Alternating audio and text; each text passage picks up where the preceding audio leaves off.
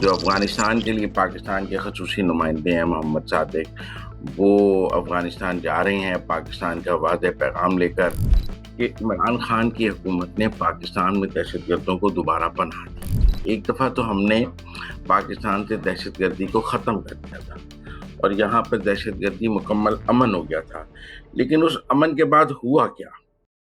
السلام علیکم ناظرین، بنو میں فیلڈ مارشل عاصم منیر اور وزیر اعظم پاکستان شہباز شریف اکٹھے گئے۔ وزیر اعظم پاکستان شہباز شریف نے افغانستان کو واضح وارننگ دی کہ وہ فتنہ الخارج یا پاکستان میں سے کسی ایک کو چوز کر لے، وہ دونوں کو ساتھ لے کر نہیں چل سکتا، جو ایک واضح وارننگ تھی کہ اگر ہمارے ساتھ تعلقات رکھنے ہیں تو آپ کو فتنہ الخارج چھوڑنے پڑیں گے، اور اگر فتنہ الخارج رکھے تو پھر پاکستان کے ساتھ آپ کے کوئی تعلقات نہیں ہو سکتے، اور اس کے سنگین نتائج بھی ہوں گے۔ جو افغانستان کے لیے پاکستان کے خصوصی نمائندے ہیں محمد صادق، وہ افغانستان جا رہے ہیں پاکستان کا واضح پیغام لے کر اور آخری بات کرنے کے لیے، لیکن ہمیں یہ بنو میں آپریشن بھی ہم نے دیکھا ہے شروع ہو گیا ہے، اور سیکیورٹی فورسز نے فتنہ الخارج کے ٹھکانوں کو نشانہ بنایا ہے، ان کے بم بنانے کی فیکٹری کو نشانہ بنایا ہے، لیکن جہاں جہاں سیکیورٹی فورسز قربانیاں دے رہی ہیں، ہمارے فوجی جوان شہید ہو رہے ہیں، ہم فتنہ الخارج کو جہنم واصل کر رہے ہیں، ہمیں یہ نہیں بھولنا چاہیے کہ ہم اس لڑائی میں کیسے پھنسے۔ ایک دفعہ تو ہم نے پاکستان سے دہشت گردی کو ختم کر دیا تھا اور یہاں پہ دہشت گردی مکمل امن ہو گیا تھا، لیکن اس امن کے بعد ہوا کیا؟ اس امن کے بعد یہ ہوا کہ عمران خان کی حکومت نے پاکستان میں دہشت گردوں کو دوبارہ پناہ دی۔ وہ دہشت گرد جو ہم نے مار بگائے تھے، ان کو 35,000 دہشت گردوں کو عمران خان کی حکومت واپس لا کر اس نے پاکستان کے اندر آباد کیا، جو آج پاکستان کے لیے درد سر بنے ہوئے ہیں۔ اگر تب ان کو سیف پیسیج نہ دیا جاتا تو آج پاکستان ان مسائل کا شکار نہیں ہو سکتا تھا۔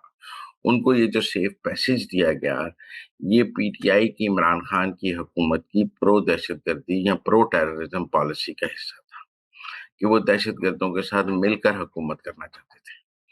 ایک حکومت ہوتی ہے جو دہشت گردوں سے نبٹ کر حکومت کرنا چاہتی ہے، ایک ہم نے حکومت دیکھی ہے جو دہشت گردوں کے ساتھ مل کر حکومت کرنا چاہتی ہے۔ جو عمران خان کی حکومت ہے، اس کا ڈیزائن یہ تھا کہ وہ پاکستان میں دہشت گردوں کے ساتھ مل کر حکومت کرنا چاہتی تھی اور اپنے سیاسی مخالفین کو دہشت گردوں کے نشانے پہ بھی رکھنا چاہتی تھی۔ اس کی ایک مثال میں آپ کو آج یہ دیتا ہوں کہ جب ہمارے فوجی جوان شہید ہوتے ہیں تو ان کے جنازوں میں وزیر اعظم، آرمی چیف، ان کے گھروں میں تعزیت کے لیے سب جاتے ہیں، لیکن تحریک انصاف والے نہیں جاتے ہیں، کیونکہ ان کو ڈر ہوتا ہے کہ اگر ہم فوجی جوانوں کے ورثاء سے جا کر تعزیت کریں گے، ان کے جنازوں میں شریک ہوں گے، تو پھر فتنہ الخارج ان سے ناراض ہو جائے، اور وہ اپنی فتنہ الخارج سے دوستی اور اتحاد کو نہیں توڑنا چاہتے۔ اس لیے ہمارے فوجی جوانوں کا نہ تو جنازہ پڑھتی ہیں، نہ ان کے گھر والوں سے جا کے تعزیت کرتے ہیں، نہ ان کی قبروں پہ جا کے فاتح پڑھتے ہیں، اور یہ کوئی اچھی بات نہیں ہے۔ مطلب کہ کے پی میں جو ہمارے جوان شہید ہو رہے ہیں، آپ حساب لگائیں کے پی کی حکومت کے وزیر اور ان کے جو اہم عہدیدار ہیں، وہ ان کے جنازے نہیں پڑھتے، ان کے گھروں میں نہیں جاتے۔ اس سے زیادہ بے حسی کیا ہوتی ہے؟ حالانکہ وہ کے پی کے عوام کے تحفظ کے لیے اپنی جانوں کا نذرانہ پیش کر رہے ہیں، وہ کو پنجاب کی عوام کے لیے نہیں دے رہے، وہ کے پی کی عوام کے لیے جو وہاں امن قائم کرنا ہے اس کے لیے دے رہے ہیں۔ میں نے آپ کو پہلے بتایا ہے کہ 35,000 دہشت گردوں کو پاکستان میں دوبارہ بسایا گیا ہے۔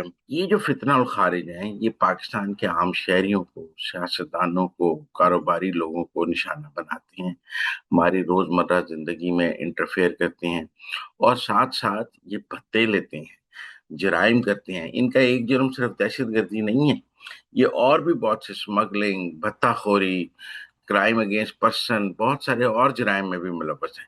اب آپ دیکھیں نا، افغانیوں کو پاکستان سے نکالنے پر بھی تحریک انصاف کی یہ پالیسی ہے کہ ہم ان افغانیوں کو پاکستان میں رہنے دیا جائے۔